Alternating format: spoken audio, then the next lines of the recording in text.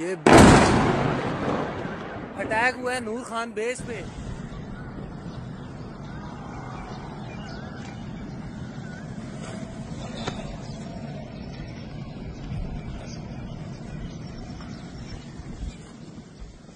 The Pakistan Army has reported to have lost approximately 35 to 40 personnel in artillery and small arms firing on the line of control between the 7th and the 10th of May. What the other side had probably also not reckoned with was the speedy and precise turnaround and hit back by the Indian Air Force. The difference between 7th night and 8th night was that on 7th night he sent in his Jihad class of UAVs. However, these UAVs can go some distance, they are armed. However, on the 8th, less numbers of armed UCAVs were there or UAVs were there, and more numbers of quadcopters, maybe for surveillance or just for harassment of civilians. This continued till midnight. Our air defense preparedness ensured that there was no damage on the ground, either to the military installations or to the civilians. However, the enemy had yet again shown that he wanted to up the ante and he wanted a fight, and we were up to the task.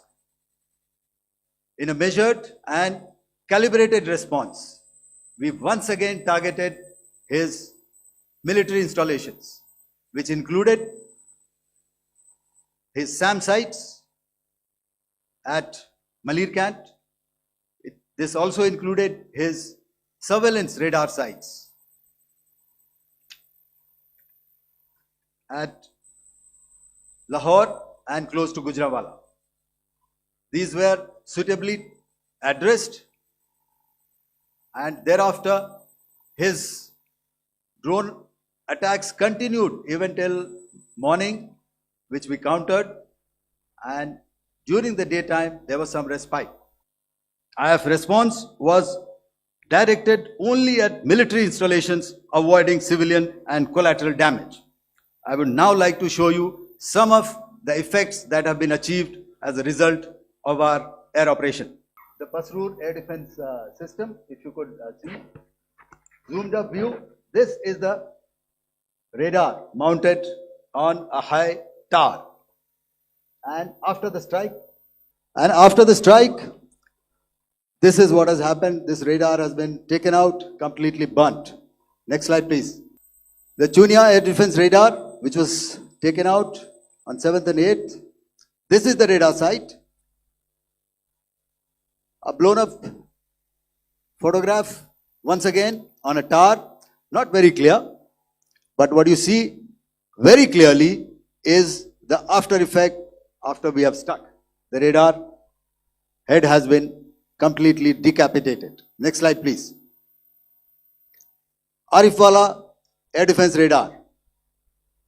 In this complex, you see how it looked before, blown up image, and after really blown up. Next.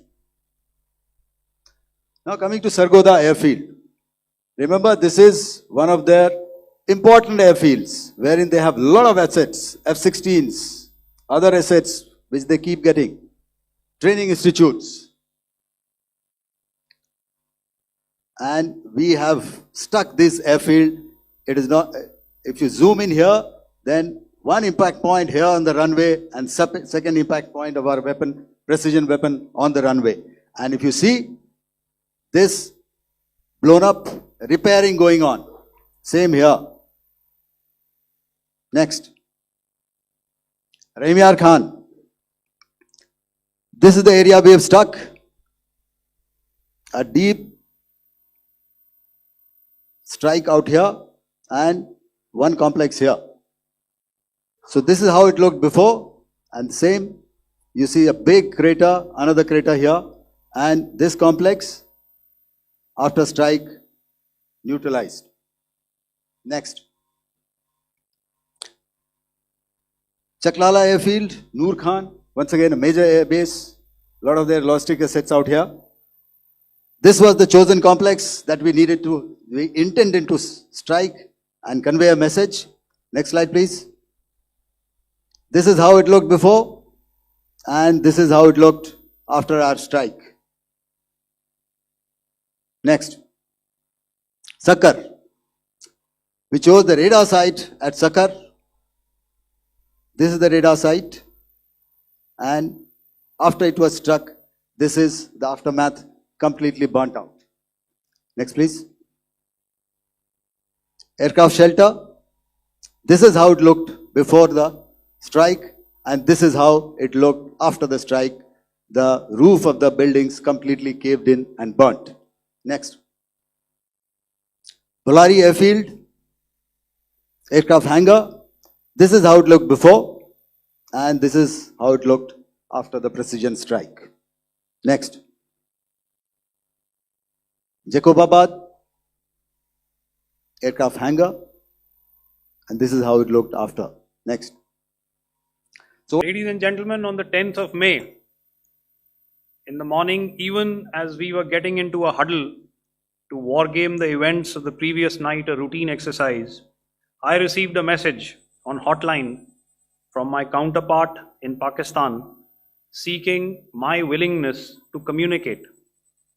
Since our initial aim was to strike at terror camps, and all our actions in the subsequent days were in response to the intrusions and violations by the Pakistan Air Force and its army, it was decided that I would indeed speak with my counterpart.